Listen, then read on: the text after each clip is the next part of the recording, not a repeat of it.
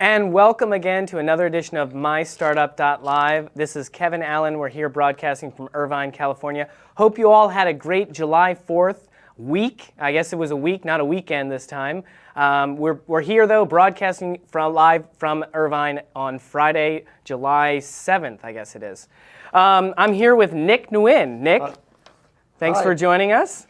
Thank you for inviting me. Absolutely. And Nick is with Waatcher. We met at a 1 Million Cups event here nearby.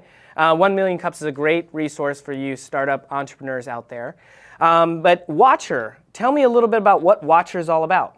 Well, Waatcher is basically a tool that helps buyers save money and to basically allow them to have the ability to wait for the price to drop and automatically place the order for them. And, specifically on what platform, though?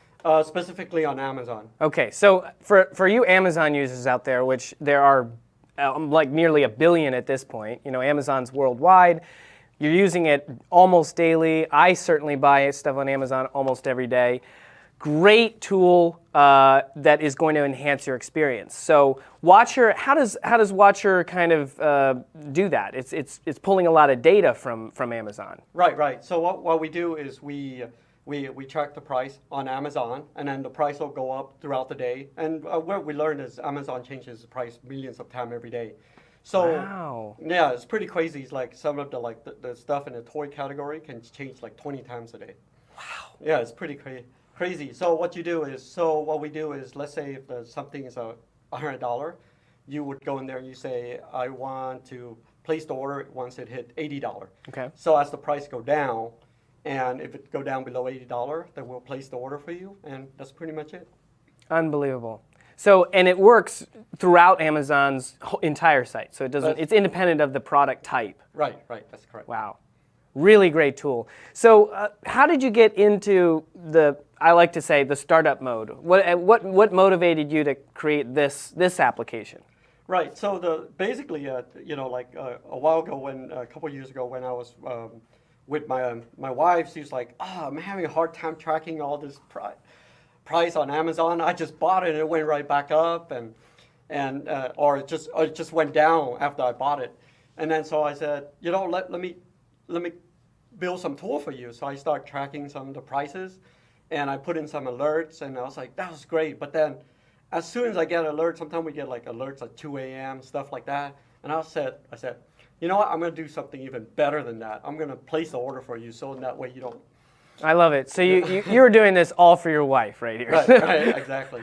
So you're married. Do you have any kids? Yeah, I have 2 kids. One is 9, and the other one is turning 2 in August 1st. Turning 2. So you got one in school, the other one's still at home, probably making a lot of noise. When did you get this started? When did this idea come to fruition? Well, it's kind of like,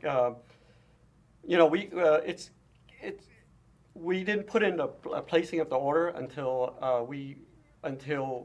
the mid of last year. Okay. So the whole time we were trying to figure out how to get the pricing and how to scale, because Amazon has a lot of products. A lot. And to be able to scale. How many would you say they have? I would say probably 50 or 100 million products. I mean, it's mind-blowing. Yeah. Mind-blowing. And as soon as you have it, they're adding more every day. So it's not of course very static, right? So the whole time we were trying to figure out how to scale this system. So once we get it pretty solid in managing all this, and then that's when we put in that last piece. What's your team like? I mean, are you working independently? Do you have a team? Do you have freelancers? How'd you build this app?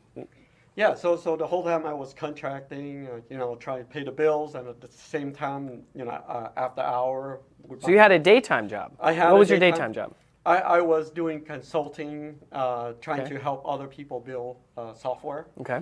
And then after work, I would be, because I had a remote job, which is pretty cool, works out really well. So you could work from home both for, your contracted work as well as for this business. Exactly. And then recently, and then after I launched, then I went full time with this. Full time. Okay. So talk to me a little bit about how much time you've spent, hours, months, to get to a point where you felt comfortable like publicly unveiling this solution? Oh man, it's a lot of work. I mean, I had startup before where I just put in 3 months of work and then just launch. Okay. But I learned what was that about? I did a couple of different things. I was one of the first guy who did the music playlist that you put on your MySpace profile. All right. I don't know if you remember that, but it went viral and the graph just went like crazy. No way. So you essentially got MySpace into the music because they ended up becoming almost a music platform. Right. But I wasn't working for MySpace. I provided the widget that people put on there. But that was pretty cool. But what I learned was, there's sometimes you want to go through that fast track. But sometimes when you go into placing an order and stuff, you want to take it slow and you want to make sure that you nailed it because you're placing an order for somebody. So you want to take it slow and make sure you really get your system in place and it can scale when it needs to. So I spent a little bit more time really focusing on that. Yeah, and before that playlist, that wasn't necessarily a business. I mean, so much as it was a viral sort of widget that ended up taking off. Did you make any money from that? Not really, but I had some ad on the site. It paid for itself. It paid for itself. It paid for itself, but I was. That's better than some startups. Yeah, that's true.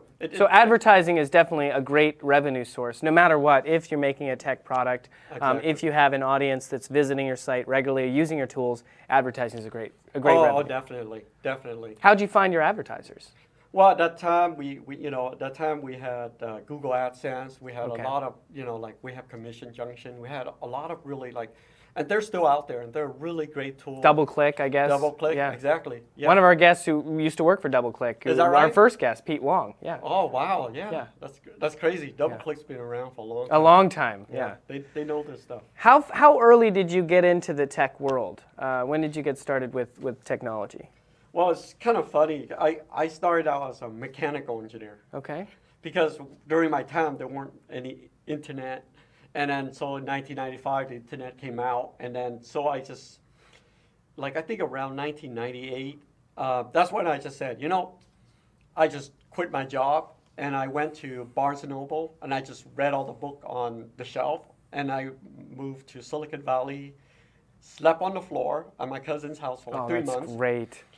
And next thing I know, I got a senior developer job, and then 3 months later I became a manager, and it just went off. So here's a lesson to all the entrepreneurs out there is that bookstores, a great resource as well. Libraries, go read some books. If you're interested in a topic, if you don't know about something, read some books first, and then probably ask everybody that you know about that subject. Maybe they can give you some guidance as well. Oh, definitely. Just sometimes it's best just to just come digest. up with just digest, read a book. But always start with a project. I always suggest this. If you read a book and you don't have a project in mind, then it doesn't really go anywhere. Because you're not necessarily searching for answers, you're just sort of blindly reading. Exactly. You're just trying to absorb everything, which is not purposeful. So what you want to do is come up with any project. It doesn't matter what project, whether it's big or small, just fun. Yeah. Especially something fun would be the best. Maybe solve something in your household first, like your wife's issue with Amazon. Exactly, yeah. First, ask your wife what's her problem is, and then just build it. And then from there, you'll find the technology, and then slowly you'll learn the technology to solve the problem. Right. So you're a self-taught programmer in a way, but mechanical engineer. Where'd you go to school? I went to Cal Poly. Okay. So you've kind of been California your whole route, whether it's Southern California or a little bit in Silicon Valley. Yeah. What happened after you were living on the floor and you got that senior programming job? Where was it at? I got it. It was in San Jose. Okay. And then I came off and I started renting my place. At the time there's no housing available. It was during the .com day. Right.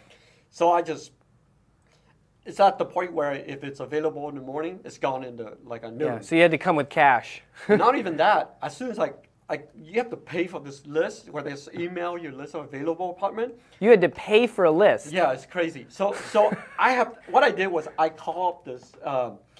I just grabbed the first thing that was available, call them up and say, look, I take it. I don't care. And what's funny about that is by the time after as long as it's standing. yeah, after I paid for it, I show up, the shower was in the middle of the bedroom. What? Yeah, I'm serious. It's like when you take a shower. It's like a movie. No, it's crazy. It was in Mountain View. Of course, right across from Google. Yeah, well, it's like At the time, I guess. Yeah, it's right by Castro Street if you're familiar with it. Okay. So it was pretty crazy. Wow. So great experience, and then how did you get back to Southern California after all that time? I guess a lot of people call it like the dot bomb. Yeah. Because after the crash and stuff like that, I was like, maybe it's a good time to move back, and I kind of miss my family. Okay. So I came back here and start over again, I guess. All right, and then probably how did you meet your wife then at that time, or did you meet her up in NorCal? What's interesting was I came back. I was with my my best friend. I was after that, I broke up with my girlfriend and stuff. I came back and I was like, I was bummed out. I didn't feel like doing anything. The .com was gone. Your hopes and dreams were shattered. Everything was all shattered. Right. So I came back and my friend's like, hey, it's July 4th. There's this party at the House of Blue at Disneyland, at the Disney area. So I said, no, I don't want to go. And then he just took me anyway. And then he's like, and then I met this really beautiful girl that's really nice. And he asked her, what happened with you and the other guy? I go, oh, we broke up. And then, bam. That's it. How long ago was that? What year? That was 19. I'm not trying to put you on the spot. I think that was around like 2006, 2005. 2006. No. I think it was 2004. 2004. That's when I met her. So 13 years ago, Yeah. literally last week, this week. Yeah. Right? It was July 4th week this week. Right. So great story. Thank you, Nick, for sharing that little personal story. Just to say that timing is also really critical. And obviously, Nick went through a period where he may have had some great ideas, but the .com sort of smashed a lot of those original dreams. But now, of course, one could even call it the Amazon era, right? Right. I mean, there's not a single person on earth, I think, who doesn't know who Amazon is. Oh, I mean, we love Amazon. Amazon is a great service. It solved a lot of problems that we had before. Have you met Jeff? I wish I have. I would love to meet him. I think he's probably my hero. He's one of my heroes too, for sure. Yeah. Jeff Bezos. He owns the Washington Post, and I'm from Washington, D.C. So he bought the Washington Post himself. Yeah. Really, really interesting guy. So, so let's go back to Waatcher. I think you have a demonstration. Let's go ahead and pull it up. And we're going to show you how Waatcher really works. So Waatcher is a tool you can go online right now, Waatcher.com, which is 2 A's, WAATCHER.com. And how does it link to your Amazon account? Yeah, so what we do is as soon as you sign up, and then you just, there's some information you put in to link to your Amazon account. Okay. You click connect, and it connect, and that's it. Right, but you don't have access to that person's Amazon account. They have access to, let's say, your data searching. Right. Okay. Right, and then so once that's in place, right? So what you do is you have a couple of options. If you, like for example, for my kid, he loves Lego. Okay. So I have a couple here. So let's say if you click on one of this and you say. So this is in a specific Lego set. Correct. That is, let's say, maybe even sold by multiple vendors. Correct. Could be sold, in this case, it's probably sold by Lego. Right. Because you can see, you're pulling the data of the actual product page of Amazon. Correct. So you have all the data from, it's by Lego, and this is the current Amazon price history as well. Exactly. But right now what we do is we focus on the price that's in the buy box. Okay. Because there's a lot of other sellers also, but usually the buy box is usually the best price. Okay. It has free shipping and all that. It's all the benefit that it's better trust. Okay. But it includes all of the Prime. Features. Exactly. You're still ordering through Amazon. You're just a front end tool that sort of visibility to give you. Okay. Exactly. And then what you do on here, you got a couple options. So here, what you do is you look at the price history and you say, you know, this, let's say if you say, you know, this is a little bit higher than what I'm comfortable with. But I always tell people this, that if you buy something, you have 10 items, and if you have like 5 or 6 items, you say, look, I need it right now. The price is reasonable. I always tell people, buy it right now. Don't wait for it because you don't know whether it's going to go up or go down. Right. If you need it, just buy it because if it's reasonable. But it seems like you have some trends though. It kind of shows you trends. Exactly. So with this, if I look at something like this, to me, it would make sense for me to buy it right now. Right. Because it looks like the chart's kind of trended downwards and it seems to be going back up right now. Exactly. In this particular chart. Absolutely. So in this case, I would say, don't wait. Yeah. This is a really good deal. Just buy it. And how much would you be saving in this case versus, let's say, the average price? Right. So in here, what I do is I give you like the highest price here, which is 45, and here the lowest price is 37, and then here if you buy it at this point, you save about 11%. You're actually showing the customer how much percentage they're going to save if they buy it at that moment. Exactly. Yep. And then so what you do is. So the only time where I think where Waatcher works really well is sometimes, you know, what you do is you have something that you feel like, you know, it's a little higher than what I'm comfortable with. Right. Or you don't necessarily need it today. Absolutely. You're willing to wait a little bit, maybe a week or a couple days or. Exactly. Yeah. Exactly. And that's where you go in here and you put in your price. My target price. Exactly. What I want to pay for it. Exactly. What you feel that you're comfortable with. So here's let's say I'm comfortable with like, let's say $30, right? And I'll just, here in this case, I have one. And usually we have an expiration date here. And because sometimes you don't want to set it and forget it and leave it around forever and suddenly be surprised with something to show up on your front desk. Right. Your front door, right? So like I say, I put out 6 months. I forgot I even ordered it at some point. But you're creating a buy scenario. So if it goes to that price, it's going to buy. Exactly. Okay. Exactly. And then once you also have to be convinced you want to buy that product for sure. Of course. Yeah. Versus a competitive product or another set, for example. Absolutely.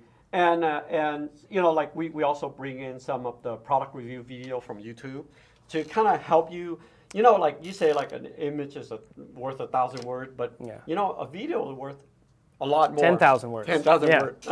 So what we do is we actually spend like 6 months trying to figure out how to bring in the YouTube video and kind of like match it with the Amazon product. Right. So now. So you're pulling data from Amazon and videos from YouTube and putting it all into this dashboard. Call it dashboard. Exactly. So this will kind of help you make your decision. Whereas before, usually I would search on Amazon, then I'll go to YouTube and look for it and come back. This kind of saved that extra trip that you would have to go. Just all in one place. Exactly. And then from there, once you set that, you just say, look, I'm going to place my buy target. And it'll say, this is my office, so it's okay. So in a way, what you can do is you can say, just use my default shipping address on Amazon credit card, and then that's pretty much it. And then you set update order, and then you're done. And then you can jump back to this, and that's it. But I can change the target price too. If it's not purchased yet, I can go back in and I can change it too. Absolutely. You can come back here and say $25, and then you click update, and that's it. Can I see a list of all the ones I'm watching? Sure. So let's say whether you're watching or you're placing an order, you go back to your dashboard. So in this case, you would see what your... so in this case, Nick wants 2 Lego sets and a router. Exactly. So, and then here it shows me the target price that I'm setting at, and it's ready, basically is ready to place order, to buy. And what other statuses might there be? Whether like sometime if there's something that's interesting, it might be like in process of buying, or it might be in review. Sometimes we want to take a review on it from an administrator perspective, make sure that it's working fine. What if I had an issue with either the application or I wanted some feature added? I mean. Oh yeah. So what we did, I just deployed this last night. So what we do is for every new member to sign up, you are automatically invited to our Slack. So we create the Slack. So it's like the old days would be like a message board, right? Okay, or forum. A forum, Yeah. right? So for BBC. us, exactly, or Slack, right? But so basically, we invite you to our Slack channel, and in there, I'm always on it all the time, and all the developer that and our team are on there all the time. So you have direct access to us. And we just had a guy the other day, like today, he came in, he said, hey, I couldn't do this. Can you like add this feature for me? And I said, yeah, I'll put it on to-do list and we'll just do it. That's a very, very transparent process, I would say. We're very that's a great suggestion. Not only Slack being a great tool. I've used Slack. I'm a big fan of Slack as well. Great tool for teams to collaborate on information, to help each other out, to share files, etc. And what Nick has done here is actually created a community of customer service through using Slack as the medium. Yeah, like, the old day is like the customer service representative would be talking to the customer and all that. We broke all that down. So it's because the problem is by the time the information get back to the developer, it's already too late, or the misinterpretation of the need of the customer. Right, you get to hear directly from them in their words. Exactly. And even respond. You can talk to the customer directly. Wow. And then make changes and make sure the customer is happy with the result. So how are you generating revenue from this application at this moment? Yeah, so what we do is what happens when we send the sales to Amazon, we get a commission. Okay. And that's pretty much it. Excellent. So you're driving traffic to Amazon, you're keeping people using their tool, and by doing that, they're obviously thanking you with some revenue. Yeah. So, What other tools do you want to show the audience here? Well, what we do is when you come in here, you're new, you're trying to learn. So what you do is you have this thing where you can sync with your wish list. Mm-hmm. And what we do is you can sync with the public wish list because it's publicly available. So we can sync that in for you. And there's some information if you want to learn more about the buy target. How to do it, sort of how-tos, etc. How it works, some details about it. Then you have like some information on seller, like sometimes seller concern like how does this affect me? And so from my perspective is, from a seller perspective, there's only one reason why you go on sale, right? Right. To sell more. Right. And our tools, they're specifically for that, to help sell more. That's all we want to do. Right. We're not, because we're not like the price comparison site where in real time where you're almost guaranteeing that the customer will buy from Amazon, and specifically even that Amazon seller, because they're buying at the price they want. Exactly. Wow. Exactly, and we have some. So not only that, you've been very proactive. I like this, Nick, because you're being proactive about some of the challenges that may. Or let's say the haters in a way, exactly. The doubters. Let's go doubters more. The doubters out there, like who may say, "Well, this is a threat to me," right. And you right away quash that by saying, "Here, let's talk to them right away. Let's give them a voice." Exactly. Okay. Exactly. So you're transparent with your customers as well as the suppliers themselves. Exactly. Very, very good communication. Exactly, and we have our FAQ. We also put in our change history. Okay. So if you come here, like every day we add new feature, and you see what's changing and all that. So it's just so you get an idea of what's changing instead of you just sit there and suddenly something new showed up out of nowhere and you have no idea what's going on. So from there, a couple of things that's interesting also is when there's an open order for that price, we also make it transparent, make it available. So if you're a seller, you can come on here and see if so it almost like an auction, but not quite. Not quite. It's similar to how an auction might function, that I'm offering a price. If the seller's willing to sell it to me at that price and meet my target price, then we have a sale. Exactly. So there's buyer with credit card committed, is ready to buy. Right. They've already liked it. They've already put it in their wish list. They've tracked it. They have a target price, and they are ready to buy. Exactly. Okay. So very useful as well for the Amazon sellers. Oh, definitely. We really think so. What's some of those the lightning bolt on the left there? There's a couple stuff we do track, like your browsing history, so that I get a lot of requests for this. They Yeah. really like the browsing history feature Okay. on Amazon, so we added in. So it's and it's great because then you know what you've been looking at. And that's all just in your cookies anyway. That's just Exactly. pulling it back up. Exactly. And then what we do is we also bring in like awesome price from awesome deal from Amazon. The way that we calculate. That's basically the Amazon page that has all the deals, right? Actually, the way we did it is a little bit different. So the way Amazon has it, which is great, is based on list price. Right. So let's say if it's say 20% from list Right. price, that's kind of great, but we kind of want to take a different approach because if it has been 20% off from the list price for the last 6 months, That's not really an awesome deal. exactly. Right. So from us, what we do is we check based on the highest price and the price drop. Then we say, what we do is we use standard deviation, which kind of give you kind of like A little bit of mathematics. Little That's a little math. mathematics for all you out there. Standard deviation. Right. Sorry about that. It's But okay. the thing is, you can't just say 20% off is a great deal because every product has its own price range. Apple course. doesn't never change more than like 5-10%. Right. Right. So it's not real. If Apple goes down by $200, it's an awesome deal. Get it? You know what Yeah. I'm saying? You don't wait for 50% off. So for this, so with standard a little math, it gives you like a probability based on the price range of individual product. And then when you actually look for awesome deal, it's actually based on historical price that it has actually been dropped rather Right. than based on just list Right. price. List price. So, if this ever doesn't work out, Nick, I guarantee you have a future in price consulting because you've learned a lot about Yeah, pricing. I have. I'm sure. I mean, this is studying the history and all the data that you're capturing too. You're saving all this data too. Yeah. Well, we I mean, a lot of this is, you're kind of capturing it. yeah, a lot of it we captured, but then what we do is we do refresh the data every day, Mm-hmm. and then what we do is we bring it in and we put it into a graph. Of course. Okay. Well, I am super, super impressed. This is more than even what I expected.